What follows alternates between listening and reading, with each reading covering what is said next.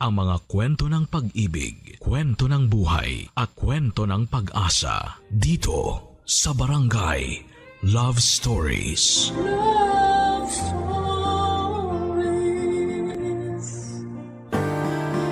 Sa pag-ibig ay hindi may iwasang may masaktan dahil para itong laro na may panalo't talunan.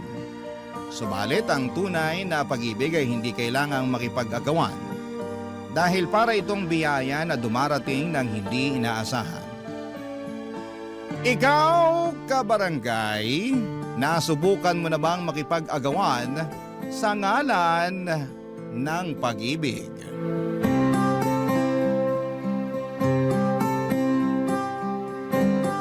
Dear Papa Dudut, magandang araw po sa inyo at sa lahat ng bumubuo ng Barangay Love Stories. Tawagin niyo na lamang po ako sa pangalang Kristen. 28 years old mula sa Pasig. Lumaki ako sa isang tahanang may istriktong magulang kung saan ang pakikipagrelasyon ay pinagbabawal lalo na noong nag-aaral pa lamang kami. Kaya naman sa buong buhay ko, Papa Dudut, ay isang beses ko pa lamang naranasang umibig. At ito'y nangyari 2 taon nang nakakalipas. Tahimik at simple lamang ang naging mundo ko noon bilang barista sa isang maliit na cafe sa may Taguig kung saan ay matatagpuan ang iba't ibang opisina ng mga BPO companies. Karaniwan sa mga customer namin ay may call center agents na either papasok pa lamang sa trabaho o kakatapos lamang ng shift. Isa sa mga agents na naging regular na customer ng cafe namin ay si Ned. Papadudot mabilis na nag-iwan sa akin ng marka si Ned dahil mabait siya sa aming mga staff. Tuwing nag-o-order kasi siya ay lagi siyang nakangiti at nakikipagbiruan pa na para bang hindi siya pagod mula sa magdamagang trabaho. Nung una ay tipikal na customer lamang ang tingin ko sa kanya pero hindi nagtagal. Ang mga pasimpleng ngiti at lambing nito ay unti-unti akong nakabuo ng espesyal na pagtingin para sa kanya.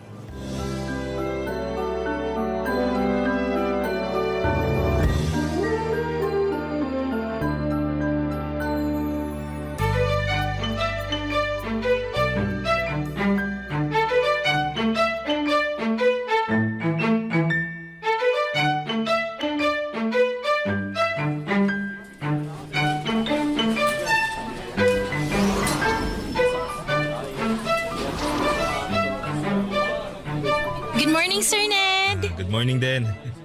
Mukhang ako na naman yata unang customer nyo ha. As usual, sir, kayo ulit. Ano bang dapat tawag sa inyo niyan? Early bird o night owl? Early night owl? Nawala pang tulog hanggat hindi pa nakakapagkape.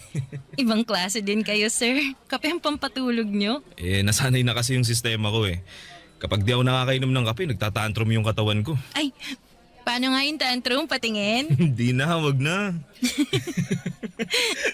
Grabe, ganadong-ganado pa rin kayo kahit na magdamag kayo nagtatrabaho. Siyempre, nakita na kita eh. Hello, si sir! Ay, ano po palang order nyo? The usual? Alam mo na yan. Isang large brewed coffee, no sugar, para diretso tulog pag uwi. 1 large brewed coffee for Sir Ned, no sugar. Anything else, sir? Wala na, yun lang. That would be 150 pesos po. Ito. I received 200 pesos. Ito po yung sukle. Salamat. Mukhang sanay na sanay ka na dyan sa ginagawa mo ha. Madali lang naman po to eh. Mukha lang mahirap kapag pinapanood. Pero kapag nasanay na yung katawan mo, kahit nakapikit pa ako, kayang-kaya ko na to. Mukhang biyasa ka na sa ginagawa mo eh. Ilang taon ka na nga bang barista rito? Bago lang. Kakapasok ko lang after ng pandemic. Pero dati na talaga akong barista kaya di na bago sa akin tong trabahong to. I see. Kayo po, gaano na kayo katagal sa call center? Around 3 years na rin. Palipat-lipat nga lang ng company. Ay, bakit naman? Iba-iba yung rason eh. Iniwan ko yung first company ko dahil nagiging toxic na yung work environment. Yung pangalawa naman, overwork, tapos delayed pa yung sahod. Kamusta naman itong company nyo ngayon? So far, okay naman sila. Medyo questionable yung ugali ng TL namin pero wala, tolerable naman. Gusto ko nga rin sanang mag-call center kasi sabi nila malaking kinikita dyan. Kaso di ko na tinuloy. Bakit naman? Try mo, pwede kitang i-refer kung gusto mo. Hindi na. Baka mamaya magpanik lang ako kapag may kausap na ako. Hindi pa naman ako magaling mag-English. May mga non-voice agents naman eh. Karaniwan sa chat lang sila, email, social media, mga ganon. Pero sa bagay, kung ako tatanungin mo, mas maganda na tong trabaho mo. Bakit yun naman po nasabi yan? Kasi ang ganda mo, bagay iharap sa mga tao eh. Hindi pwedeng nakatago lang yan sa likod ng keyboard. Uy, grabe naman po kayong mambola, sir. Mamaya paniniwalaan ko yan. No joke. Ibang klase yung ganda mo. Very, very classic. Para kang si Gloria Romero nung kabataan niya. Ay sus, kailangan nyo na talaga magkape kasi masyado nang matamis yung mga lumalabas dyan sa bibig nyo. Eto na po, large brewed coffee to go. Alright, salamat. See you again tomorrow? Yes po, bukas ulit.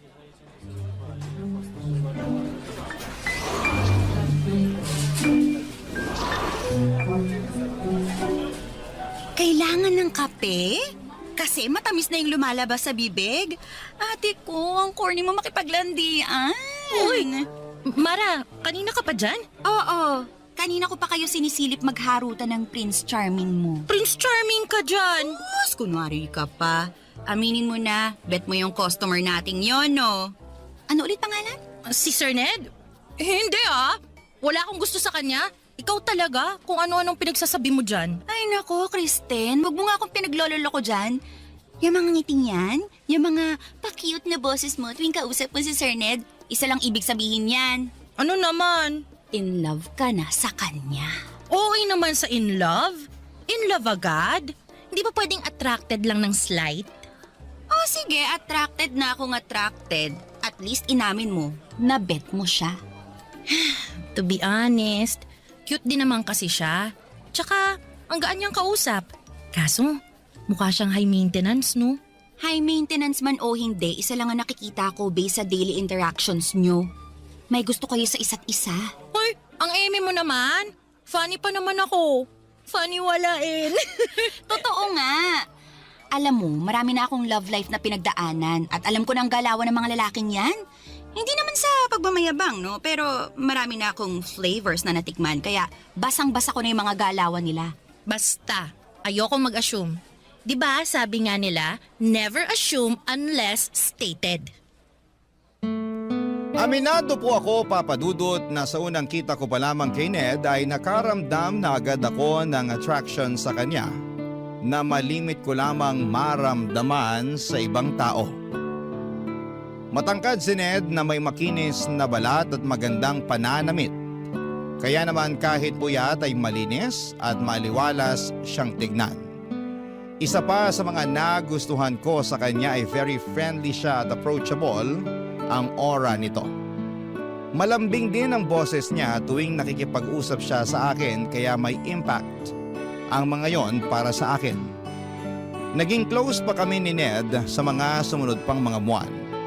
Sa mga araw-araw na small talks naming dalawa ay madalas niyang ikwento sa akin ang tungkol sa pamilya niya sa probinsya.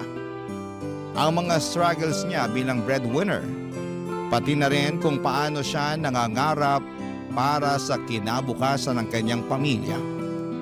At dahil nga sa closeness na nabuo naming dalawa ay may mga pagkakataon noon na inaaya na rin niya akong lumabas. May mga time nga noon na iniimbitahan niya akong samahan siya sa opening ng restaurant ng kaibigan niya. Inaya din niya akong maglaro ng bowling at manood ng sine kapag nagkakasabay ang day off namin. Nung mga panahong yon, napapaisip na ako kung totoo nga ba ang sinabi sa akin ni Mara na baka nga interesado rin sa akin si Ned. At dahil never ko pang naranasan na umibig nung mga time na yon, ay hirap akong basahin ang sitwasyon naming dalawa. Hindi ko po alam kung friendly lang ba talaga siya o may nais na siyang ipahiwatig sa akin. Ganon pa man, Hindi ako masyadong umaasa dahil baka mali lang pala ang iniisip ko. Hanggang sa isang araw ay nasagot din ang mga katanungan sa isipan ko, Papa Dudut.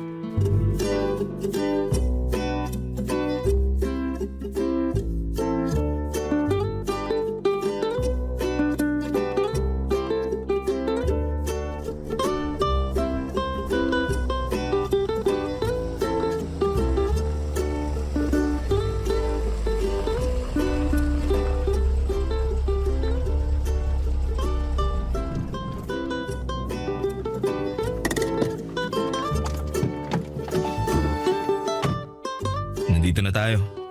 Salamat sa paghatid ah. Wala yun. Ako nga dapat yung magpasalamat sa'yo kasi sinamahan mo ako ngayong araw. Kahit na dapat nagpapahinga ka kasi day off mo ngayon. Okay lang naman yun. Actually, nag-enjoy nga ako ngayong araw eh. Worth it namang i-sacrifice yung day off ko kung ganito lang din klaseng bonding yung kapalit. Sana araw-araw na lang day off mo, no? Para mas madalas tayong magkasama. Ay, kung mayaman lang sana ako, edi aaraw-arawin kong day off ko. Kaso, kailangan natin kumita ng pera para may panggala tayo. Basta ako, masaya na ako na nakikita kita araw-araw. Bonus na lang yung paglabas-labas natin. Sweet mo naman. Ikaw sinasanay mo ako sa mga ganyang banat mo. Mamaya, hahanap-hanapin ko na yan. Totoo naman kasi, di ka pa nga umaalis, namimiss na kaagad kita eh. Grabe! Ako lang to! Totoo nga! Tuwing kasama kita, parang nagliliwanag yung mundo ko eh. Hala si OA. Kung makapagsalita, akala mo naman. Ay nako, mas mabuti pang pumasok na ako sa loob at baka kung saan pa mapunta tong usapan natin. Sandali lang, pwede bang makahingi ng goodnight kiss man lang? Sa susunod na lang. Sige na, please. O sige na nga. Kahit anong klaseng kiss pa yan, para naman masaya ako pag uwi ko. Sige, halika rito. Isa pa. Okay na yun. Sana lang, sige na, bitin eh. Tagalan natin kahit 3 seconds lang. Oo, sige. Last na ha.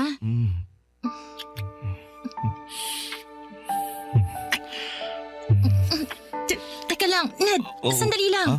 Bakit? Hindi pa ako ready sa mga ganyang bagay. Pasensya ka na. Sorry, nadala lang ako.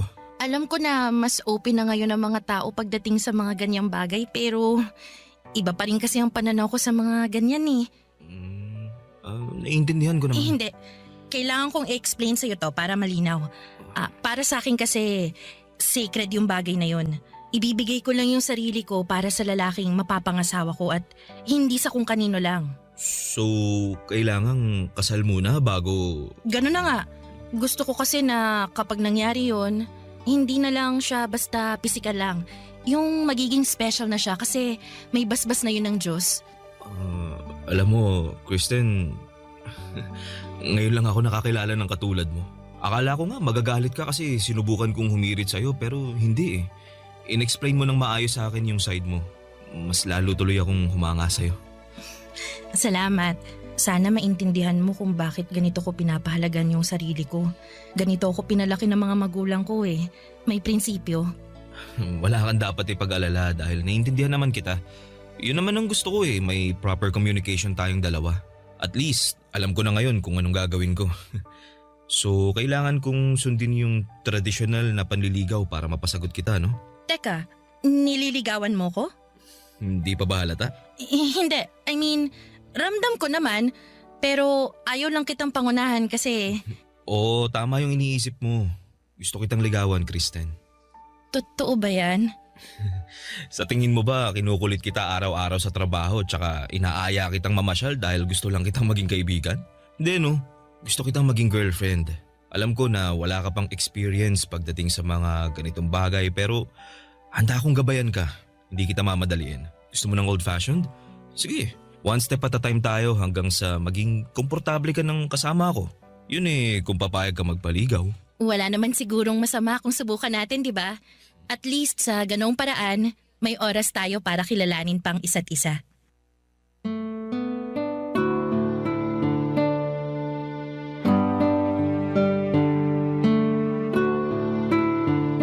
Papa Dudut, hindi na naulit pa ang pagtatangka sa akin ni Ned. Sa halip na mainis o mawala ng gana ay mas pinili niyang ipakita sa akin na kaya niyang maghintay. Doon ko napatunayan na hindi siya tulad ng ibang lalaki na basta-basta na lamang sumusuko o nagmamadali para makuha ang gusto nila. Sa mga sumunod na buwan ay nagpatuloy ang panliligaw sa akin ni Ned.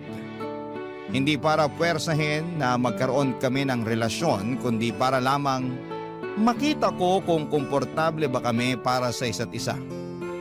Never ako nakaramdam ng pressure mula sa kanya. Sa halip ay ipinaramdam niya sa akin kung gaano kasaya ang pag-ibig. Kahit na noong mga panahong yon ay hindi ko pa rin naibibigay sa kanya ang inaasahan niyang relasyon. Ginawa niyang lahat para maging komportable ako sa piling niya. Binigyan niya ako ng maraming rason para pagkatiwalaan ko siya. Kilig nga ang mga kaibigan at katrabaho ko noon, Papa Dudut, dahil first time lang nila akong nakita na binuksan ko ang puso ko para sa ibang tao. Matagal ko rin kasing iningatan ang puso kong ito dahil natatakot akong baka paglaruan lamang ito ng maling tao. Pero sa mga sandaling yon, pakiramdam ko ay safe na ako kay Ned, Papa Dudut. Iniisip ko nga noon na baka siya na talaga ang tamang tao na matagal ko nang pinapangarap at matagal ko nang hinihintay, Papa Dudut. Barangay Love Stories. Barangay Love Stories. Sa unang buwan ng pagdadate namin ni Ned ay masasabi kong naging smooth sailing ang lahat. Wala akong ibang naramdaman kundi puro tuwa at kilig lamang tuwing kasama ko siya. Pagkatapos ng trabaho ko at bago magsimula ang shift niya ay sabay kaming nagdi-dinner sa labas. Hindi lamang yon dahil halos oras-oras ay nag-a-update din kami sa isa't isa, Papa Dudut. Sa mga simpleng, kumain ka na ba? O ingat ka sa biyahe, na message niya sa akin ay sapat na para makumpleto ang buong araw ko. Sa pamamagitan kasi ng mga bagay na yon ay ramdam ko ang efforts niya. Para sa isang tulad ko na no boyfriend since birth, bago lang para sa akin ang mga karanasang yon. At sobra akong natuwa dahil daig ko pa ang bida sa isang rom-com na pelikula. Pero Papa Dudut, pagtungtong namin sa ikatlong buwan ng pagdadate namin, doon ko na po napansin ang ilang pagbabago sa ugali ni Ned. Unti-unting nabawasan ang mga tawag at message niya para sa akin. Kung dati siya ang laging nauunang mag-chat sa akin, ako na karaniwan ang nangungumusta sa kanya. Ang dating mahahabang messages niya ay umaabot na lamang sa 2 hanggang 3 salita. Kapag nagkikita kami, ramdam ko ang tila ba kawalan nito ng interes para sa akin.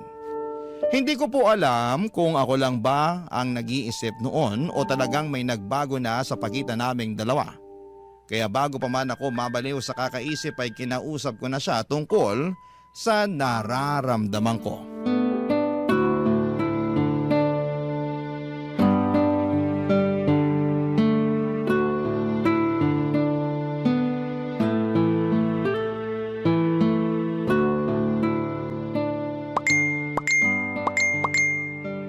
Daming ka-chat ah. Ang sabi ko, ang dami mo namang kausap sa chat. Yung mga kaibigan ko to. Ang kukulit daming tinatanong. Ay naku, O bakit? wala. Ngayon na nga lang tayo magkasama tapos busy ka pa dyan sa cellphone mo. Hindi naman ako laging nagsiselfone na. Tsaka saglit lang naman yung pagre-reply na ginagawa ko. O ito na, bibitawan ko na tong cellphone ko. Ano bang gusto mong gawin? Di ko alam. Ano ba kasing pinunta mo rito sa bahay? Para makasama ka, ano pa ba? Tatambay lang, ganun. Siyempre, para makapag-banding tayo. Asa na yung banding? Sorry na, na-excite lang ako kasi ngayon lang ulit nabuhay yung GC namin eh. O sige, bumalik ka na sa GC nyo. Baka marami ka nang namimiss dyan sa usapan nyo eh. Hindi, mamaya na to. Mas importante ka kaysa sa mga kaibigan ko. Sinasabi mo lang yan para hindi ako magalit eh. Baka mamaya iniisip mo na dyan, di pa nga tayo magjowa pero pinagbabawalan na kita. Di naman yun yung iniisip ko eh. Gets ko naman yung point mo at tama ka naman. Sa'yo dapat ako nakafocus imbis na sa mga kachat ko. Pasensya na kung nasira ko yung mood mo. Huwag mo nang isipin yun. Ang mahalaga, nasasabi mo yung saloobin mo. Di ba nga ang usapan natin, i-communicate natin yung mga nararamdaman natin. Mabuti yan na nasasabi mo sa akin yung mga ginagawa ko na hindi mo gusto. At least, naaayos agad natin. Pero since nandito na tayo sa topic na to, may gusto lang din ako sabihin sa'yo. Ano yun? Hindi ako perpektong tao, Kristen. Hindi ako katulad ng mga napapanood mo sa pelikula o yung mga bidang lalaki sa mga libro. Hindi ako ganun ha. Alam ko. Hindi naman ganun ang tingin ko sa'yo eh. Ay, naisip ko lang kasi na baka masyado nang mataas yung standard na sinet mo para sa akin. Baka hindi ko na tuloy maabot. Wala naman akong standard na sinet ah. Ikaw mismo ang nag-set nun. Minsan kasi napapansin ko lang na ang bilis mo yatang mairita sa akin. Tulad ngayon, kauwi lang natin galing sa labas pero parang bad mood ka na naman. Hindi naman ako bad mood. Hindi ko lang nagustuhan yung magkasama na nga tayo tapos nasa ibang tao pa yung atensyon mo. Ay, saglit lang naman yun eh. Nag-reply lang ako ng mabilis. Alam mo, Kristen, may buhay din ako. May pamilya ako, may kaibigan ako, may trabaho ako. Matik na maahati talaga yung atensyon ko. Sana maintindihan mo yun. Naiintindihan ko naman. Parang hindi naman eh. Okay, sige. Tapos na tayo dyan sa kaka-cellphone mo. Hindi na yun big deal. May ibang rason pa kasi ako eh, kaya ako nagkakaganito. Ano pa? Nitong nagdaang araw, napapansin ko na parang nagbabago yung pakikitungo mo sa akin eh. Paano nagbago? Hindi kita maintindihan. Nung unang buwan natin, sobrang sweet mo sa akin. Sobrang caring, sobrang protective. Pero ngayon, parang hindi ko naramdam yung mga yun. Siyempre, ganun talaga sa simula. Hindi naman forever na magiging ganun yung sitwasyon natin eh. Minsan may mga highs and lows din ng relasyon. Di lahat ng araw masaya. Pero ang mahalaga, pinipili pa rin natin ang isa't isa. Kailangan ko rin naman paminsan-minsan ng konting validation. Kahit simpleng acknowledgement lang na concerned ka pa rin, na interesado ka pa rin. Kasi, to be honest, nitong mga nagdaang araw medyo dry ka na mag-reply sa akin eh. Iniisip ko tuloy kung may nagawa ba ako, may nangyari ba, bakit bigla kang nagbago? Hindi, wala. Wala kang ginawa. Walang nangyari. At hindi ako nagbago. Minsan talaga busy ako at may mga pagkakataon na hindi ako nakaka-reply agad. Pakiramdam mo dry yung mga reply ko dahil tao lang din naman ako. Napapagod din ako. Ako rin naman, busy din. Naiintindihan ko yun na may sarili-sarili tayong buhay pero never ko namang pinaramdam sa'yo na busy ako o pagod ako eh. Sorry. Siguro gusto ko lang ding magpahinga minsan. Ayoko kasing ituring tong pagsasama natin na parang trabaho na kailangan may update. Kailangan oras-oras magkausap, ganun. Gusto ko yung klase ng relasyon na secured. Yung hindi na kailangan ng validation kasi may tiwala na tayo sa isa't isa. Pasensya ka na. First time ko lang din kasi pumasok sa ganitong relasyon eh. Kaya hindi ko pa alam kung ano ba dapat yung ginagawa. Masyado ba akong nag-overreact? Medyo. Magtiwala ka lang sa akin. Huwag mong i-overthink ang mga bagay-bagay. Sige, susubukan ko. Nangako naman sa akin si Ned na susubukan niyang ibigay sa akin ang validation na hinahanap ko.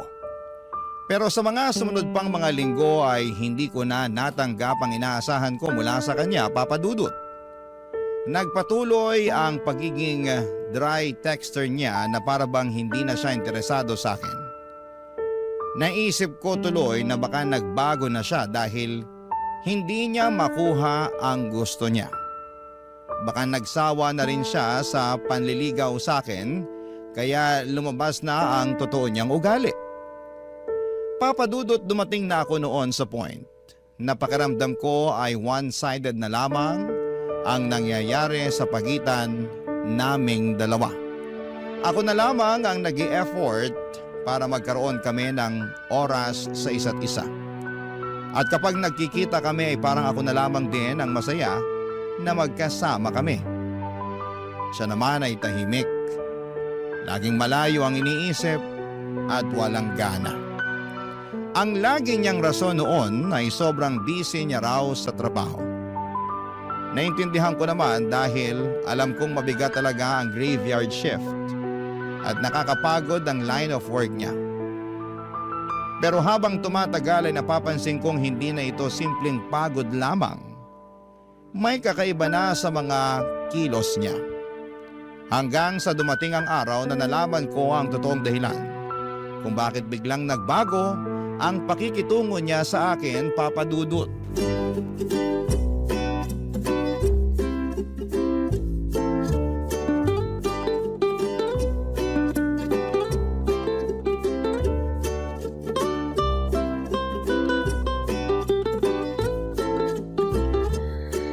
Ay, sa wakas, makakapag-break na din. Daming tao ngayon, no? Weekends kasi. Ang mabuti pa, kumain na muna tayo bago pa magsidatingan ulit yung mga tao. Ay, mabuti pa nga. Ha? Si Ned ba yan? Ha? Nakita ko yung notification sa phone mo. Pangalan ni Ned? Teka, magkausap kayo? Hindi. May tinanong lang ako sa kanya tungkol sa work niya. Sa work? Tungkol naman saan? Yung kaibigan ko kasi, naghahanap ng lilipatang company, call center din yun. Sinuggest ko yung company nila, Ned. Ah, okay. Hindi ko alam na magkausap pala kayo. Hindi nga kayo nag-uusap kapag nagpupunta siya dito pero magka-chat pala kayo. Kailan pa kayo naging close? Grabe naman sa close, hindi naman ganun. May tinanong lang talaga ako sa kanya. Pero friends kayo sa Facebook. Oo, inad ko siya. Bawal ba? Kung gusto mo, i-unfriend ko na lang siya. Ay, hindi. Okay lang yun. Nagulat lang ako kasi hindi ko inakala na nag-uusap pala kayo. Di niya nasabi sa akin eh. Sa tingin ko, hindi naman yun gaanong importante para sabihin pa niya sa'yo. Ano palang sabi niya? Ano yung laman ng chat niya sa'yo? Sandali lang ha, basahin ko. Tinatanong niya kung naka-break daw ba tayo ngayon. Weird naman. Bakit sa'yo pa niya tinanong? Pwede namang ako na lang mismong i-chat niya. Ewan ko. Uy, baka mamaya iba nang iniisip mo dyan Uy, hindi. Ang weird lang.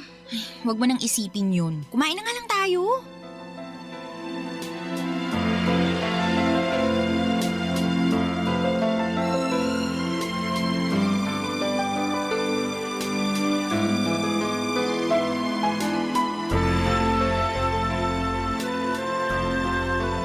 Oh, di mo yata ginagalaw yung pagkain mo.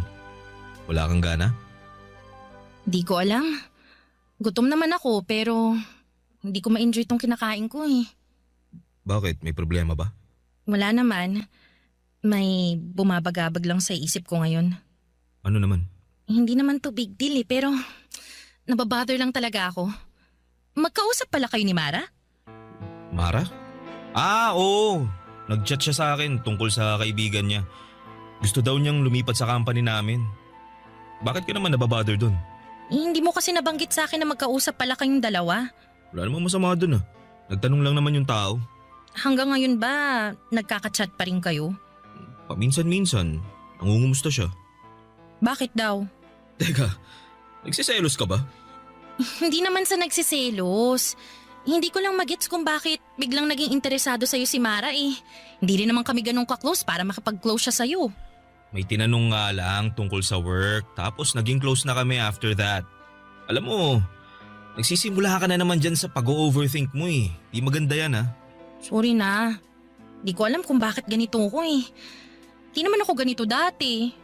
Magtiwala ka lang kasi sa akin. Yun ang wala sa'yo eh, yung tiwala. Lahat kasi ng galaw ko masyado mong binibigyan ng meaning. Lahat na nangyayari gusto mo may rason. Di lahat ng bagay kailangan ng eksplanasyon ha. Ibigay mo sa akin yung buong tiwala mo katulad ng pagtitiwala ko sa'yo. Tingnan mo, matatahimik ka. Pwede bang wag mo na lang pansinin yung mga chat sa'yo ni Mara? Bakit naman? Wala naman kaming ginagawang masama. Para lang mapanatag ako. Kristen, di dapat ako gumagawa ng paraan para mapanatag ka. Ikaw dapat ang gumawa nun kasi sariling isip mo yung kalaban mo eh. Alam ko, pero tulungan mo naman ako. Masyado ka naman nagiging controlling yan eh. Una sa mga kaibigan ko tapos ngayon, pati mga taong kachat ko kailangan ko ring i-consider para sa'yo. Di na healthy yung ganun. Alam ko, pero please, kahit ngayon lang. Para namang wala kang tiwala sa akin sa ginagawa mo. May tiwala ako sa'yo. Pero kay Mara, wala. Araw-araw ko siya nakakasama kaya alam ko na kung anong ugali niya. Eh di sige, oo na. Hindi ko na siya kakausapin. Masaya ka na. Wala na tuloy ako ng gana. Di pa nga tayo tapos, ganyan ka na umasta. Sorry. Nagsiselos ako ng mga panahong yon, Papa Dudut. Aminado naman ako. Nung una ay sinubukan kong baliwalain ang mga nangyayari dahil tama nga naman na wala akong dapat ikatakot kahit magkausap pa sila sa chat. Basta magtiwala lamang ako kay Ned. Pero habang tumatagal, nagsimula akong kainin ng pagdududa. Sa tuwing late mag-reply si Ned, agad kong naiisip na baka si Mara ang kausap niya. Sa bawat oras na hindi siya available, ang iniisip ko'y baka mas pinipili niyang makipag-chat kay Mara kesa sagutin ako. At kapag nakikita kong nakangiting mag-isa si Mara habang hawak ang kanyang cellphone ay kusang pumapasok sa isipan ko na baka si Ned ang dahilan ng mga ngiting yon. Dahil nga sa mga naisip kong yon, Papa Dudut, ay unti-unti kong iniiwasan si Mara. Hindi ko na siya pinapansin katulad ng dati. Naging malamig na ang pakikitungo ko sa kanya hanggang sa hindi ko na napansin na nagkaroon na pala ng tensyon sa pagitan naming dalawa. Ang dating magaan naming samahan bilang magkatrabaho ay unti-unting napalitan ng awkwardness at pananahimik. Ramdam kong nagtataka na si Mara noon kung bakit ako nagbago. Pero dahil sa selos yon na nararamdaman ko, pinili kong manahimik na lamang kesa linawin ang lahat. At doon ko naramdaman, Papa Dudut, kung gaano kalakas ang epekto ng selos. Unti-unti nitong sinisira hindi lang ang relasyon ko kay Ned, kundi ang samahan namin ni Mara. Barangay Love Stories. Barangay Love Stories. Papa Dudut, hindi ko na alam kung tuloy pa ba ang ginagawang panliligaw sa akin ni Ned ng mga panahong yon o tuluyan na siyang sumuko. Hindi ko na kasi maramdaman ang kagustuhan niyang mapasagot ako ng mga panahong yon. Ramdam ko na unti-unti na siyang lumalayo sa akin. Sa sobrang pagka-desperada ko nga, ay makailang beses ko na siyang sinabihan na willing na akong sagutin siya. Pero lagi niyang sinasabi sa akin na hindi pa raw siya ready. Ang sakit, Papa Dudut. Kasi ako na itong bukas ang puso pero siya na mismo ang umaatras. Never kong naisip na darating ang araw na maghahabol ako para sa isang tao. Sobra-sobra kasing saya ang ipinaramdam sa akin ni Ned sa puntong sa kanya na umikot ang buhay ko. Sa maikling panahon ay mabilis niyang nakuha ang pulso ko. Kaya nung biglang nagbago ang ugali niya ay para bang hinahanap-hanap ko na ang klase ng sayang nararamdaman ko mula sa kanya. Nakakainis dahil lagi kong sinasabi noon na magiging maingat ako pagdating sa pag-ibig, Papa Dudut. Pero kahit gaano pa ako kahanda ay hindi talaga natin hawak ang puso ng ibang tao, Papa Dudut. Dumating ang araw kung kailan ay napatunayan kong totoo nga ang mga hinala ko. At nung araw na yon ay para bang pinagbagsakan ako ng langit at lupa.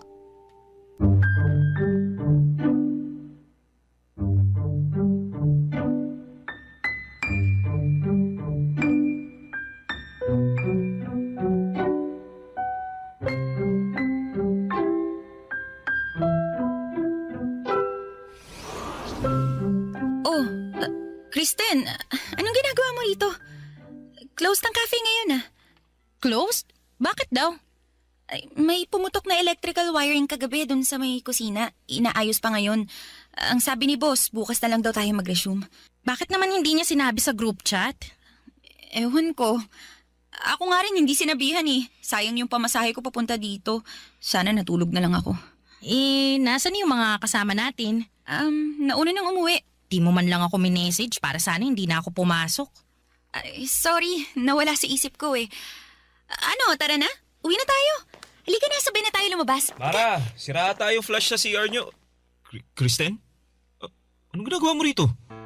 Kala ko ba wala kayong pasok? Di ba dapat akong nagtatanong niyan sa'yo? Anong ginagawa mo rito? Off mo ngayon, di ba? Minessage ko siya. Pupunta daw siya sa QC Kako, isabay na niya ako para makatipid. Wow! Nag-uusap pa rin pala kayo hanggang ngayon? Tungkol pala Samantalang dyan. yung message ko sa'yo kanina, hanggang ngayon hindi mo pa nasisin. Di ka man lang makapag-reply tapos makikita kong nandito ka pala kay Mara? Nasa daan na kasi ako kanina nung nag-text siya. Pagbaba ko, nawala na sa isip ko yung message mo. Kaya ayun, di na kita na-replyan. Teka, Kristen. Bakit ba? Anong meron? Issue ba yun? Bawal ba kami mag-usap ni Ned? Bakit ba kasi kayo nag-uusap? Yun ang gusto kong malaman. Anong meron? Ned, hindi mo pa ba nasasabi sa kanya? Hindi pa eh. Wala pa siyang alam. Pero ako na lang mag-i-explain sa kanya. Nagde-date kami ni Ned. Ano? Anong pinagsasasabi ng babaeng to, Ned? Mag-i-explain ako. Di ba nagde-date tayong dalawa para mas makilala pa natin ang isa't isa? Yun nga ang alam ko. Tayo yung nagde-date. So, paano napasok si Mara dito? Ganun din kami ni Mara. Nagde-date din kami para mas makilala pa namin ang isa't isa. Ano ka mo? Pati kayo nagde-date? Bakit? Para saan? Anong kalakuhan to? Para makita niya kung sino sa atin yung mas bagay sa kanya. Hindi mo ba alam yun? Ganun ang tinatawag na dating, Kristen. Wow! Ano to, hanapan ng jowa? Dalawa kaming sabay for more chances of winning? Akala ko ba kaya mo ako dinedate kasi gusto mo ako maging girlfriend? Oo, pero hindi pa naman ako sure eh. Ay wow! Kaya nag-entertain ka ng ibang tao. Para ano? Para may option ka? Wala naman sigurong masama doon, di ba? Di pa naman tayo eh. O sige, hindi pa nga tayo. Pero papunta na nga doon, di ba? At ikaw naman, Mara, alam mong dinedate ko si Ned tapos papatol ka? Hindi mo magawang maghanap ng iba kay Ned talaga? Anong gagawin ko kung ako'y nilapitan niya? Eh di lumayo ka! Kunting delikadesa naman. Magkatrabaho tayo tapos ganyang gagawin mo sa akin? Kung makapag-react ka naman, akala mo inagawan ka? Bakit kayo na ba? Hindi pa naman, di ba? Technically, single pa rin si Ned ngayon kaya pwede siyang lumandi ng ibang tao maliban sa'yo. Palibhasa, wala ka pang experience sa mga ganitong bagay kaya para kang bulag na nangangapa eh. Ned, wala ka bang sasabihin? Katulad nga ng sinabi ko, wala naman sigurong masama kung timbangin ko kung sino yung mas nababagay sa akin, di ba? Grabe! Nakakahiya naman sa'yo. Kailangan mo pa talaga ng choices? Pwes, wala ka nang titimbangin dahil ako na mismo ang magdedesisyon para sa'yo. Sa'yo na si Mara. Siya na ang gawin mong jowa. Total mukhang di naman ako sapat para sa'yo. Alam mo, ang tahimik na ng buhay ko tapos guguluhin mo lang ng ganito? Bakit mo ba kasi pinapakialaman kung anong gusto Tumigil niya? ka! Hindi ikaw ang kinakausap ko! Hoy, wag mo ko pinagtataasan ng boses ha! Huwag na kayong mag-aaway. Pinagsabay mo kami tapos umaasa kang walang mag-aaway? Ang kapal mo Kala mo kung sino kang gwapo? Kung ganito lang din naman palang gagawin mo sa akin, di sana hinamon mo na lang ako sa suntukan para kahit papano makakapalag ako sa'yo. Daming pinagsasasabi. Umalis ka na nga lang kung ayaw mo sa ganitong sitwasyon. Dali-dali ng solusyon. Ay, aalis talaga ako! Sana maging masaya kayong dalawa sa pinaggagawa nyo. Ang papangit nyo! Mula noong madiskubre ko ang tungkol kina Ned at Mara ay hindi na kami nagkaroon pa ng maayos na ugnayan ni Mara sa trabaho. Hindi na kami nagpapansinan at kung kinakailangan man ay pawang formal na usapan lang ang namamagitan sa aming dalawa. Nang mga panahong yon ay pilit kong itinago ang nararamdaman ko. Gusto kong magpaka-professional kaya hindi ko na ipinakita sa mga tao na apektado ako sa mga nangyari. Pinilit kong ngumiti at makipagsalamuha ng normal lamang. Pero kahit gaano ko pa ito itago ang sakit, minsan ay hindi ko maiwasang manghina lalo na tuwing nakikita kong sinusundo ni Ned si Mara pagkatapos ng duty niya. Never ginawa ni Ned yon para sa akin. Mas lalo pang tumindi ang sakit at inggit na nararamdaman ko noong nalaman kong magkasintahan na agad silang dalawa. Doon ko naisip na siguro kaya niya ako ipinagpalit ay dahil hindi ako pumayag sa mga pagkakataon na inaaya niya ako magpalabas ng init ng katawan. Papadudot. Habang tumatagal, umabot ng 5 buwan ng relasyon nila Ned at Mara. Sa mga panahong yon ay unti-unti kong tinanggap ang lahat at hindi naglaon ay natutunan ko ring mag-move on. Hanggang sa dumating ang araw na isang balita ang nalaman ko mula sa dalawa, Papadudot.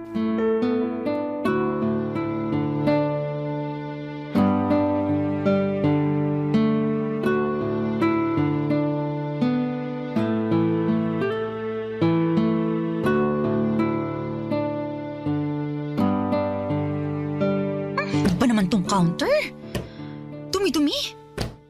Di marunong maglinis. Grabe naman makapagdabog. Ano ba problema mo? Wala akong problema. Kayo ang may problema sa akin. Ha? Anong pinagsasasabi mo? Akala nyo ba? Hindi ko naririnig yung mga sinasabi nyo sa likuran ko, ha? Alam ko nang pinagchichismisan nyo ko. Una sa lahat, hindi ako kasama sa mga nangchichismis sa'yo, no? Pangalawa, wala na akong paki sa nangyayari sa buhay mo. Kaya hindi kita kailangan pagchismisan. Nagmamaang-maangan ka pa. Alam mo na nga yung nangyari. Aminin ko, may nasagap akong balita. Hiwalay na raw kayo ni Ned? Oo, wala na kami. I'm sure masaya ka na dyan. Hindi ako ganong tao. Sus, kunwari ka pa. Alam mo, Mara, hindi naman ako masamang tao katulad ng iniisip mo eh. Oo, nasaktan ako nung naging kayo ni Ned. Pero matagal na yun. Naka-move on na ako. Actually, wala na nga akong galit na nararamdaman sa'yo eh. So, kung iniisip mo na sobrang saya ko ngayon dahil hiwalay na kayo ni Ned, pues hindi. Ano naman ang mapapala ko sa hiwalayan nyo? Wala naman eh. Karma ko na siguro to. Eh ano ba kasing nangyari? Promise, yung tungkol sa hiwalayan nyo lang talaga yung nabalitaan ko. Gusto mo lang ding chumismis eh. Kung ayaw mong i-share, okay lang. Pero mas maganda yung mailabas mo yung sama ng loob mo kaysa nagdadabog ka dyan. Nalaman ko, pamilyadong tao na pala siya. Si Ned? May pamilya? Oo. Nasa probinsya nila. Kaya pala weekly siyang umuwi doon, hindi dahil para sa nanay niya, kundi dahil may asawa at 2 anak na siya. Oh my gosh, hindi nga. Bakit hindi man lang natin naamoy na may asawa na pala siya? Eh magaling magtago yung loko eh. May 2 Facebook siyang gamit, isang personal account para sa pamilya at mga kaibigan niya sa probinsya, isa naman para sa trabaho at sa mga kakilala niya dito sa Maynila.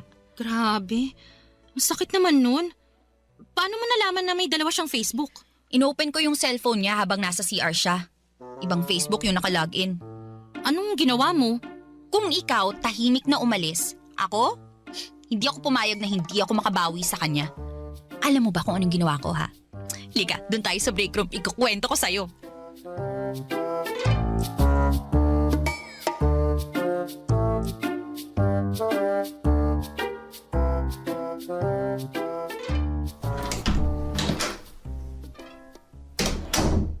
Mara, ikaw na sunod. Tapos na ako maligo. Ano to? Ano yan? Ba't mo hawak cellphone ko? Amin na nga yan. Tinatanong kita, ano to? Anong ano? Ayusin mo tanong mo para maintindihan kita. May iba ka pa palang Facebook? Ha? Wala na ako ibang Facebook. Eh ano yung nakita ko dyan sa cellphone mo? Bakit may ibang Ned dyan? Wala to. Dami account ko lang to. Dummy account? Na family picture ang nakalagay sa cover photo? Tapos nung 2019, ang profile picture mo ikaw at yung asawa mo nung kasal nyo? Teka, magpapaliwanag ako. Ano yung papaliwanag mo? Nakabit mo ko? Kapal din ang pagmumukha mo no? Ang lakas ng loob mong landiin ako tapos all this time kabit lang pala ako? Wala namang masama basta hindi tayo mahuhuli. Anong walang masama? Ginawa mo akong kabit! Walang yaka ang kapal ng mukha mo! Lintik ka! Ang sama mo! Pinagkatiwalaan kita eh! Nasira yung pangalan ko dahil sa'yo tapos ganito ang gagawin mo sa akin? Alam mo ba kung gano'n nakapangit ang tingin sa akin ng mga katrabaho ko, ha? Tapos malalaman ko, pamilyado ka ng tao, gagawin ng pa ako kiniga, hayop ka! Aray ko! Hayop ka! Tigilan mo nga ako! Minahon ka nga! Huwag mo ako sinisigawan na buwisit ka! Huwag kang umastang matapang sa harapan ko ngayon. Akala mo matatakot mo ako sa lakas ng boses mo, ha? Hindi! Pwede naman nating ipagpatuloy tong relasyon natin. Hindi ako kabit, tandaan mo yan! Hindi ako papayag na maging kabit ng sino man, naiintindihan mo? Kaya tong relasyon na sinasabi mo, wala na to. At yung pamilyang tinatago mo, bilangin mo na masasayang araw mo dahil sisiguruhin kong makakarating to sa asawa mo. Teka lang naman, Mara. Sisirahin mo pamilya ko dahil lang nasaktan ka? Oh, bakit? Ikaw lang ba may karapatang manakit, ha? Balang araw magpapasalamat sa akin ang asawa mo dahil maliligtas siya mula sa cheater na katulad mo. Sandali lang naman, Mara. Pag-usapan natin to. Kung ako sa'yo, asawa mong kausapin mo bago pa niya malaman ang totoo. Diyan ka na nga! Hayop ka!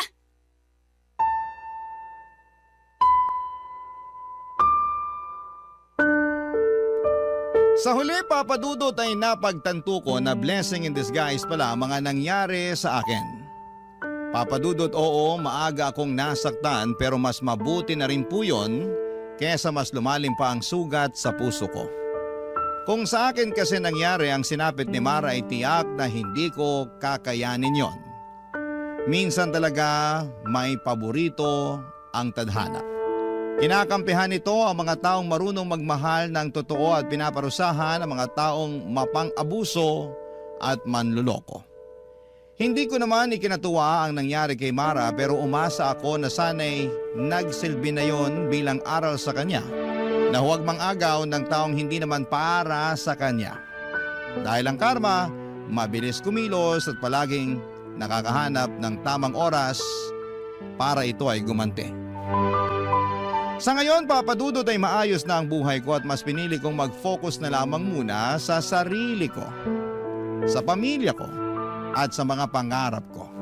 Nagsimula rin akong sumubok ng mga bagong bagay, mga bagay na noon ay hindi ko nagagawang gawin dahil sobrang nakasentro ang atensyon ko para kay Ned.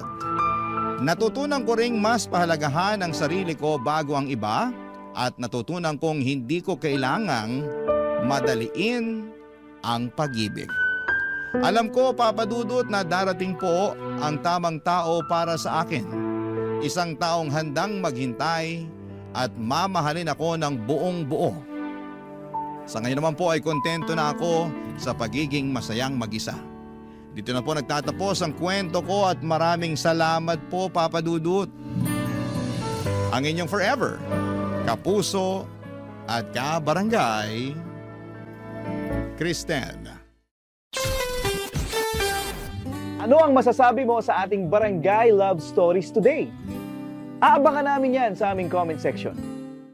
Ang mga kwento ng pag-ibig, kwento ng buhay at kwento ng pag-asa dito sa Barangay Love Stories. Love Stories.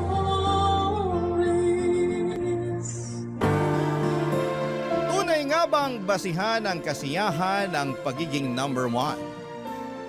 Kapag ikaw ang nanalo, ikaw ang napili, ikaw ang numero uno. Masasabi bang masaya ka na talaga?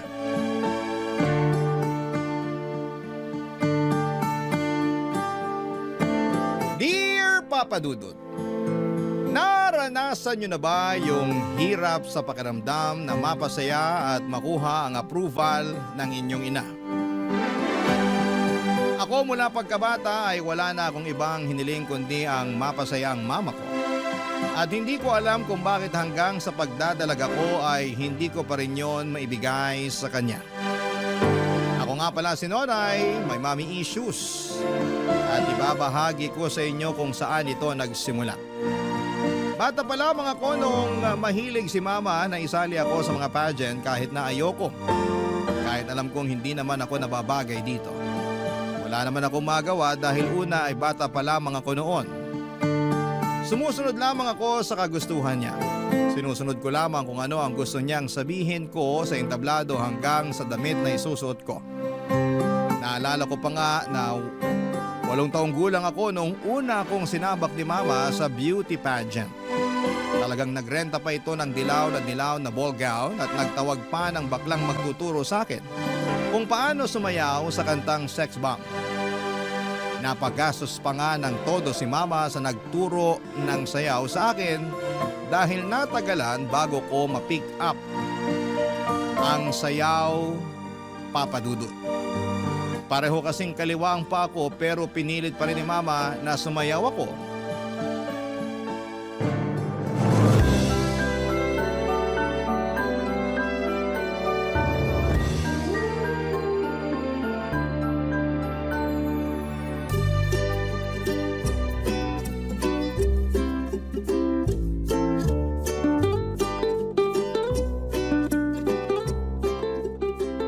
Basta, kahit magkamali ka, mali ka sa steps, okay lang yun. Basta itodo mo ang ngiti mo. Kinakabahan ako, Mama. Baka kasi puro mali ako eh. Okay lang yan. Nadadaan yan sa ngiti at saka lakas ng loob. Basta lagi mong tignan yung mga judge pag nagsasalita o sumasayaw ka. Judge po? Sila yung 3 mama na nakaupo sa harap ng entablado. Ituturo ko sila sa'yo sa mismong pageant para alam mo kung kanino ka magpapakitang gilas. Ano po bang gagawin nila? Nakaupo sila doon at manonood. Sila ang magdedesisyon kung sino ang panalo. Kaya anak, parang awa mo na. Gumastos na ako sa'yo ng todo kaya galingan mo ha. paano po kung meron mas magaling sa akin? Eh di higitan mo. Mama, kasali si Kimberly sa pageant eh. Ang ganda-ganda kaya nun. Tsaka mayaman sila eh. Matatalo ako nun. Sus! Makeup lang naman ang magpapaganda dun. Maputi lang yun. Huwag ka magpakabog sa Kimberly na yon. Mas maganda ba ako sa kanya, Mama? Mas may potensyal ka, Nonay.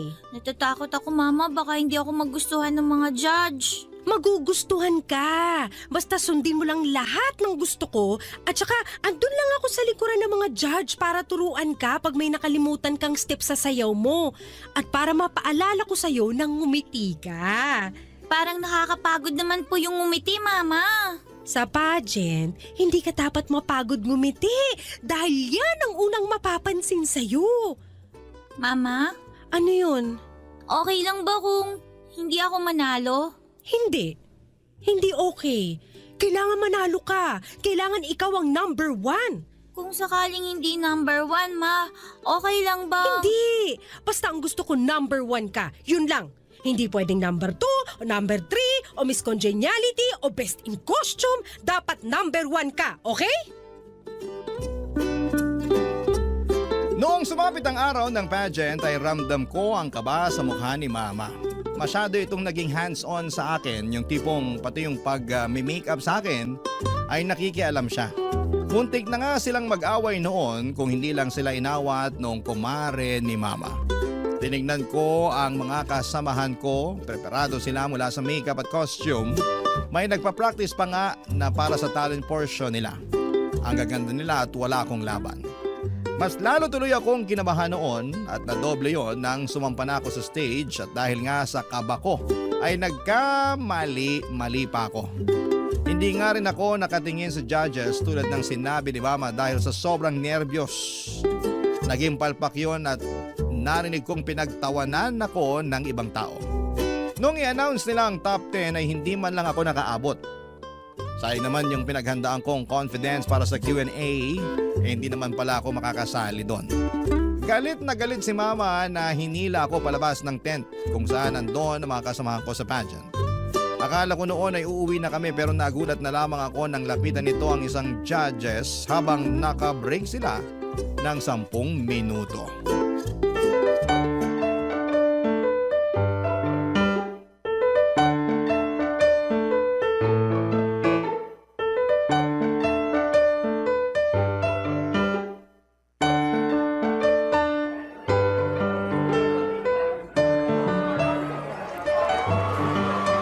Hoy, Ako po ba ang tinatawag nyo? meron pa bang pwedeng tawaging hoy dito na iba? Medyo bastos po ang dila natin, Mother. Okay ka lang? Hindi. Paano ako magiging okay? Pinatalo mong anak ko. Ano po? Maang-maangan ka pa. Nasilip ko dyan sa score sheet mo na yung anak ko ang pinakamababa sa lahat. Sino po bang anak nyo?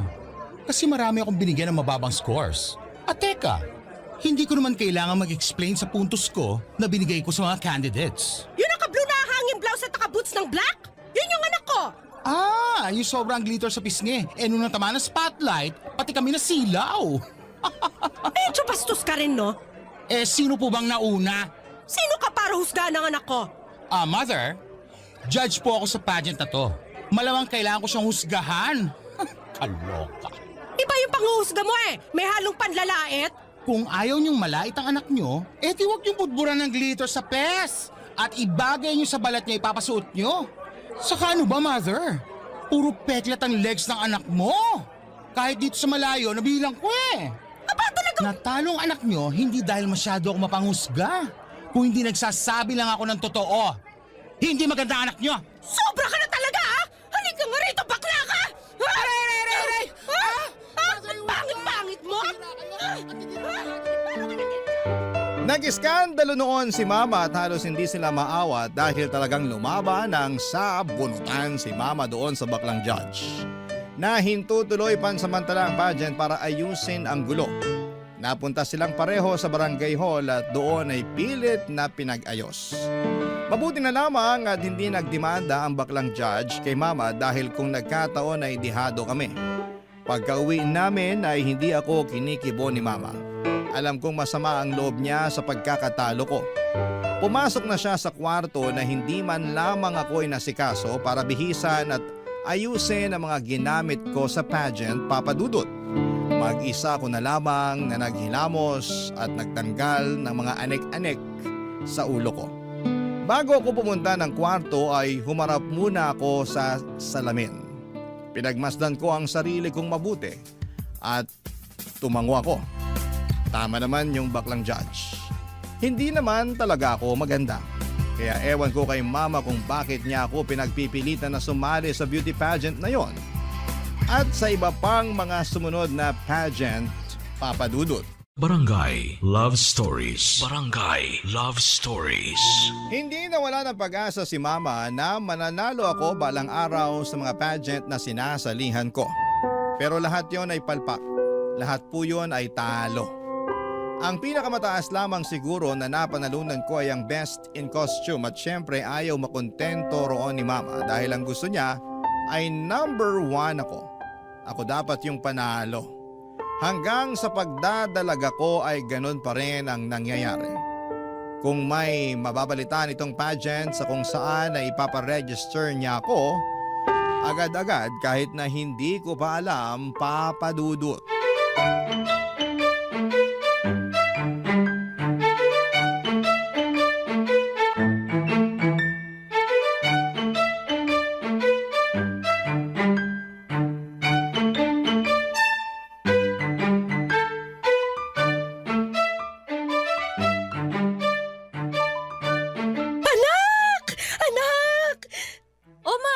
Ang saya mo dyan ah.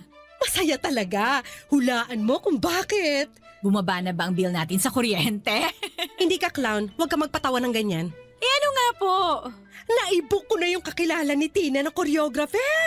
Bali-balita kasi na sobrang galing nun. At saka nakakita ko ng magandang gown Para po saan ma? sa pageant na sasalihan mo next month. Unang Sabado sa kabilang barangay. 3 months ago pa pala nung mai-register kita, nakalimutan ko lang sabihin. Kaibigan ko nung high school yung organizer kaya naisingit ka kahit wala ng screening. Ho? Bakit kayo lang po niyo sinabi sa akin yan? Ano ba diferensya kung kahapon o ngayon ko sinabi? Sa dulo sasali ka pa rin naman. Ma, may NSTP ako tuwing Sabado eh. Sana in-inform niyo muna ako sa date ng pageant bago niyo ako sinali. Wala akong pakialam. Gabi naman ang pageant kaya hindi masasagasaan yung NSTP mo. 5 to 6 p.m. ang klase ko sa NSTP, ma. Alas 8 naman ang pageant. Anong problema doon? Ma, ayoko naman yung gipit masyado sa oras. Kaya yan! Magaling ang makeup artist na nakuha ko. Alam na niya ang gagawin sa mukha mo kaya hindi na mangangapayan sa ipapahid sa iyong kolorete. Pero ma kasi... Walang pero-pero, Nonay, ha? Nakapag-advance na ako ng bayad sa magtuturo sa inong sayaw eh. Umayos ka dyan! Hindi ko pinupulot ang pera. Di sana hindi niyo po muna ako sinali sa pageant na yan para hindi kayo gumastos. Sabi mo? Wala po, ma. Sabi ko sana makahabol ako sa pageant. Kailangan humabol ka talaga! Hindi pwedeng hindi! At siguruhin mong mananalo ka na this time! Paano kung bokeh pa rin? Hindi! Malakas ang pakiramdam ko na ito na yung unang panalo mo at magtutuloy-tuloy na to. Yan din naman yung sinabi niyo sa nakaraang sinalihan ko eh. Iba ngayon. Matindi ang vibrations ko. Iba eh. Teka, saan ka pupunta? Sa kwarto po. Anong gagawin mo? Magpa-practice na pong ngumiti, baka palpak na naman eh. Kung ngingiti ka kasi, huwag kita gilagid. Hindi pink ang gums mo, anak. Saktuhang ngiti lang, okay? At tulad nga po ng inaasahan ay natalo pa rin po ako sa pageant na yon. Mali na naman ang vibrations ni Mama na paulit-ulit niyang sinasabi. Hindi na naman ako number 1. Kahit bongga na ang naging pagsayaw ko with matching backup dancers pa, ay wala pa rin akong binatbat sa ibang mga kandidata na tanging ganda lamang ang nilatag. Doon po ako nagkulang. Aminado naman ako na hindi ako maganda lalo na noong nagdalaga ko. Kaya nga nagtataka rin ang lahat kung bakit ako sumasali pa rin gayong alam ko naman sa sarili kong hindi pang beauty pageant ang mukha ko. Well, alam ko naman ang sagot doon. Maraming kakilala si Mama sa mga nag-o-organize na mga pageant na ito. Kaya ako napapasali kahit na wala ngang screening. Pasok agad. Brasuhan, ika nga. Kumbagay parang nagiging panggulo lamang ako o dagdag option sa mga papatalunin sa mga pageant na yon. Tuwing natatalo ako ay laging galit si Mama. Tuwing natatalo ito, ako ang pinag-iinitan niya at tuwing natatalo ako ay hindi niya ito tatanggapin. At laging sasabihin na luto daw ang laban.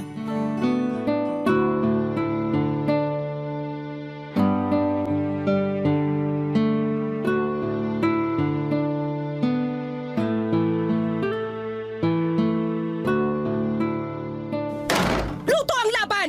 Ma, tanggapin na lang po natin, okay? Hindi! Ano tatanggapin? Kung nakita mo lang yung galing mo sa pagsasayaw kanina, iisipin mo mananalo ka talaga eh! Baka sa dance contest talaga ako dapat, ma. Huwag ka nagbibiro, hindi ako natatawa. Sorry po, ma. Yung isang judge doon, inaanak niya yung isang kandidata eh. Narinig ko tinawag siyang ninong before mag-start. Dapat pala sinabi ko yun sa organizer para hindi na umabante sa laban yung bruhang yun eh. At sana ikaw ang nakapasok. Ma, deserving naman po lahat ng mga nanalo eh. Ang gaganda kaya nila. Yung mga damit nila, alam mong mahal at pinaghandaan. Ultimo makeup, plakado. So anong point mo?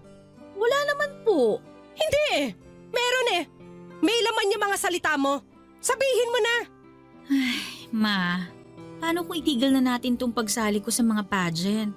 Kasi nakakapagod na eh. Nakakahiya na po talaga sa totoo lang. Wala na akong ibang inaasahan lagi kundi matatalo ako na nangyayari naman.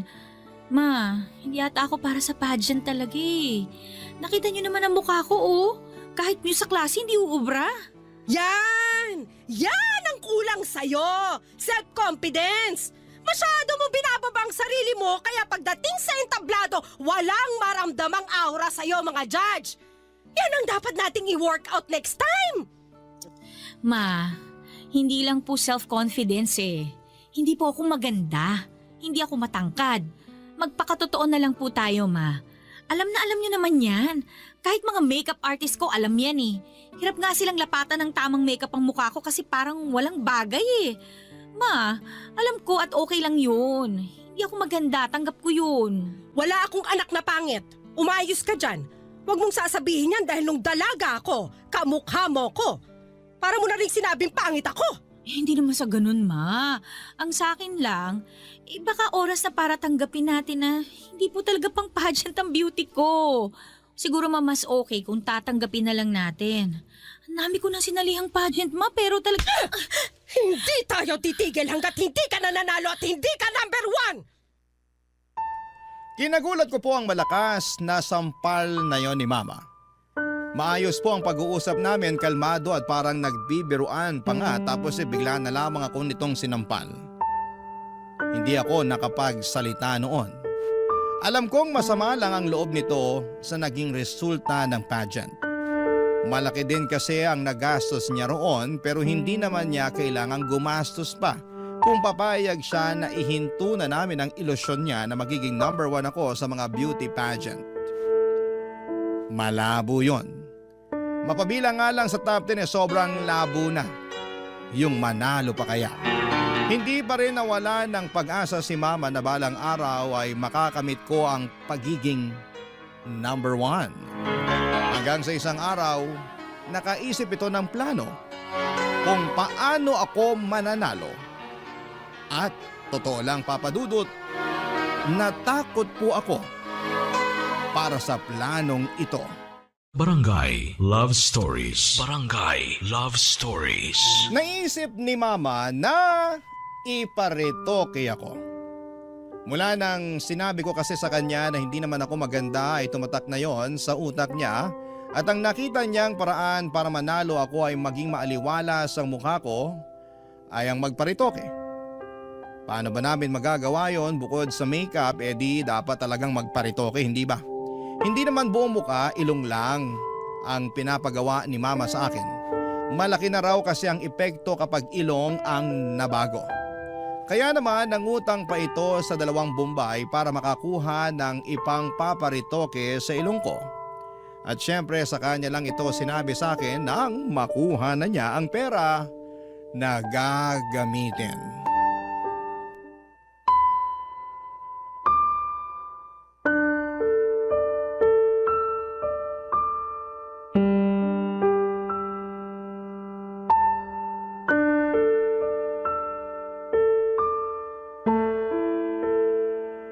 Ma, ayoko. Hindi pwedeng hindi. Takot ako magparitoke, ma. May anesthesia naman. Pero ma... Walang pero-pero, nakautang na ako. Anong gagawin ko sa pera na to kung hindi ka naman pala magpaparetoke? Gamitin natin dito sa bahay. Hindi! Huwag mo akong turuan. Anak lang kita at susunod ka sa gusto ko. Magpaparetoke ka. Nakahanap na ako ng doktor na gagawa at balita ko, pulido yon. Ma naman. Di ba sabi mo, kaya hindi ka nananalo sa pageant dahil pangit ka? O ngayong may solusyon na, atras ka pa? Hindi lang naman po yung itsura ko, ma eh. Ayoko na rin sumali sa mga pageant. Pagod na ako, ma. Pagod? Sino ba sa tingin mo sa ating dalawang mas pagod?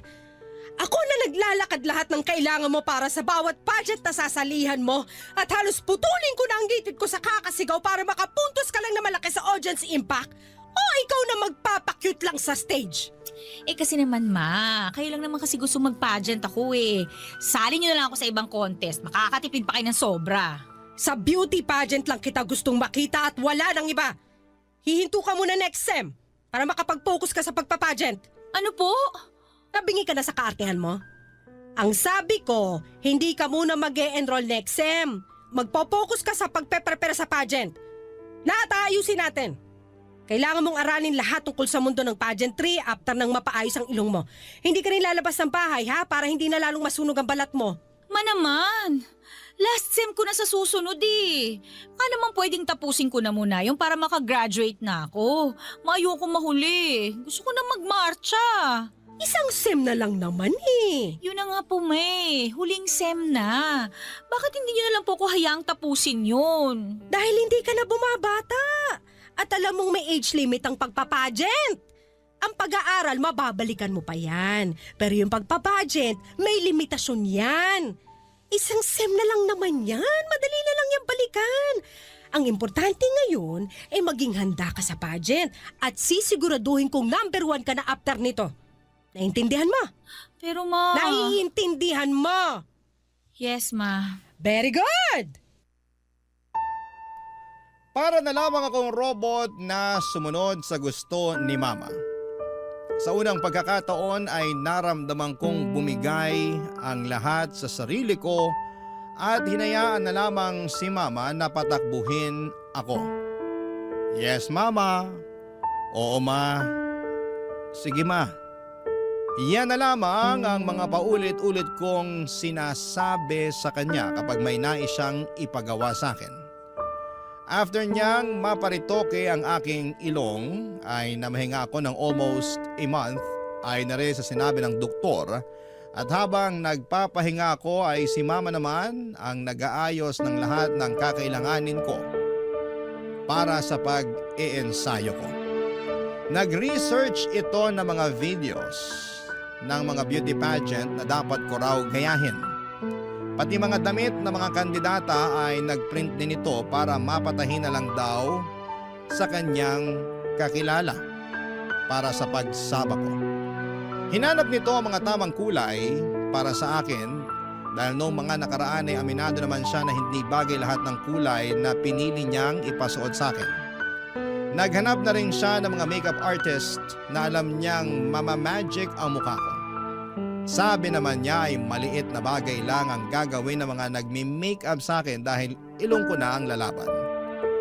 Noong gumaling na ang ilong ko ay sinabak ako ni nanay sa pagtitrain para sa paglalakad. Hirap ako dahil may dahil sa hirap talaga ako maglakad gamit ang may takong. Pero gumawa kami ng paraan para hindi yon mahalata kapag naglalakad ako. Nag-hire ng panibagong koryo si Mama para turuan ako ng sandamukal na sayaw para may imbak daw kami. Sobrang pagod na ako, Papa Dudut, pero hindi ako makahindi dahil ito ang kagustuhan ni Mama. Ginagawa ko na lang yon dahil wala namang pag-asang pumayag siya na itigil na namin yon. Pinagbigyan ko siya at ginalingan ko sa unang pageant na sinalihan ko after kong mag-training at papadudot. Nanalo po ako. Sa unang pagkakataon ay number 1 ako.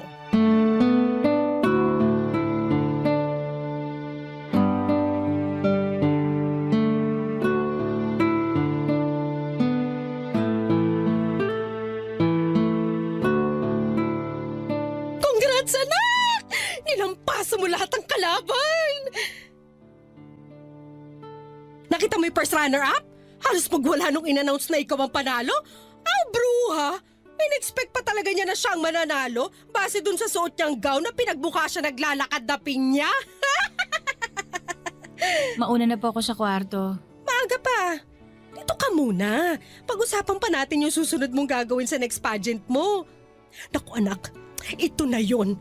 Tuloy-tuloy na ang pagiging number 1 mo. Number 1 ko o number 1 nyo? Anong sinasabi mo dyan? Hindi naman talaga para sa akin ang number 1 na yan, di ba? Para sa inyo yan eh.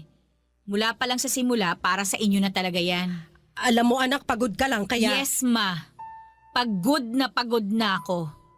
Matagal na. Dati pa. Ano bang pinagpuputok ng butsi mo dyan? Nanalo ka na, di ba? Number 1 ka na, di ba?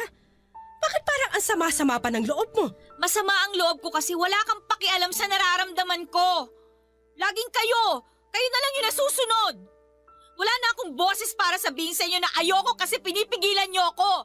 Puro na lang kayo ang nasusunod. Paano naman ako, ma? Paano naman yung gusto ko? Di ba sabi mo gusto mo rin to?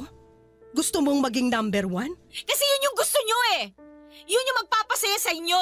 At gusto nyo maging masaya kayo kasi kapag masaya kayo, doon ko lang nararamdaman na mahal ninyo ako. Na anak mo ako. Pwede ba? Bukas na lang natin to pag-usapan. Masyado ka lang emosyonal dahil first time mong manalo. Pumunta ka na sa... Hindi, ma. Pag-usapan natin to ngayon para matapos na. Tagal ko na nahimik eh. Ang tagal kong pinagbigyan kayo. Balato nyo na sa akin to. Ano ba talagang gusto mo mangyari, ha? Maging masaya kayo para sa akin kahit hindi ako yung number 1. Mahalin niyo ako kahit hindi ako yung number 1. Hindi ka pwede maging masaya kung hindi ka number 1. Bakit hindi? Kasi alam ko ang pakiramdam na hindi number 1. Alam ko yung pakiramdam na pangalawa na lang lagi sa lahat. Nung bata ako, lagi ako naikukumpara sa kakambal ko. Sa tiyahin mo. Lagi akong pangalawa sa kanya mula sa talino hanggang sa ganda. Pareho kaming sinasali sa mga pageant ng lola mo. At kahit halos magkamukha kami, siya pa rin yung nananalo. Ma, hindi ko po... Pag-uwi ng bahay, sisirain ng lola mo yung gown na suot ko dahil sa sobrang galit habang suot-suot ko yon. Hindi mo alam kung gaano kasakit yon sa balat habang hinihila sa'yo at hindi mo alam kung gaano kasakit na paulit-ulit na marinig sa mismong nanay mo na talunan ka. Pangalawa ka na lang lagi.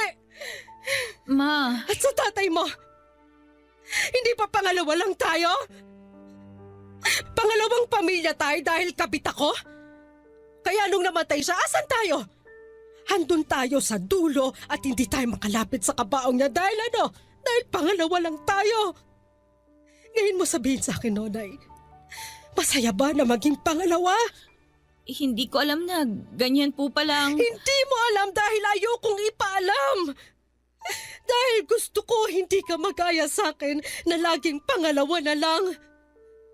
Ayokong iparana sa'yo yung pakiramdam na talunan ka.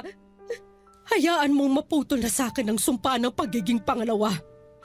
Ilaban mo ang sayo. Maging number 1 ka kung gusto mong maging masaya. Sorry, ma.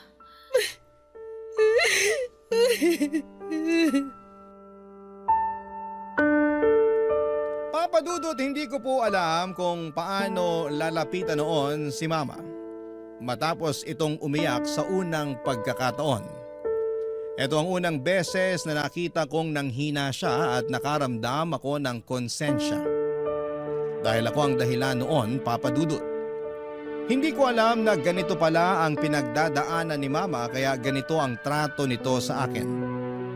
Kaya naman sa loob ng maraming taon ay paulit-ulit niyang dinidikit sa utak ko ang salitang number 1 dahil hindi siya kailanman naging masaya sa pagiging number 2. Dahil para sa kanya, kapag pangalawa ka ay talo ka. Ayoko pa ring paniwalaan ang ganitong pag-iisip ni Mama dahil alam ko na pwede namang maging masaya kahit pangalawa ka lamang. Kahit natalo ka. Kahit na hindi ka mag-number 1. Pero iba ang pinagdaanan ni Mama mula sa magulang at kapatid niya hanggang kay Papa. Lagi nga lang talaga siyang pangalawa at dahil doon ay nabawasan ang pagiging masaya niya. Pinaramdam sa kanya ng buong mundo na dahil pangalawa siya ay walang maiaabot sa kanya at nabawasan ang mga karapatan niya. Sa ngayon, Papa Dudut, ay pinagpapatuloy ko ang pagpapageant at hindi pa rin para sa akin, kundi para kay Mama. Ginagawa ko na lamang yon para maging masaya siya at madalas nananalo na ako sa mga pageant at nakikita ko kung gaano siya lumundag sa saya. Kapag nangyayari yon, at aaminin ko na nagiging masaya ko kapag ganon ang nakikita ko sa kanya. Kahit ayoko nang mag-pageant at kahit pagod na ako, Papa Dudut, basta makita ko lamang siyang masaya ay okay na ako. Hindi ko alam kung hanggang kailan ko maibibigay ang pagiging number 1 kay Mama. Pero sana sa ngayon ay maging sapat na yon para mahalin at tanggapin niya ako. Maraming salamat, Papa Dudut, ang inyong kapuso at kabarangay, Nonay. Anong say mo sa Barangay Love Stories na ito? Pagkwentuhan natin sa comment section yan.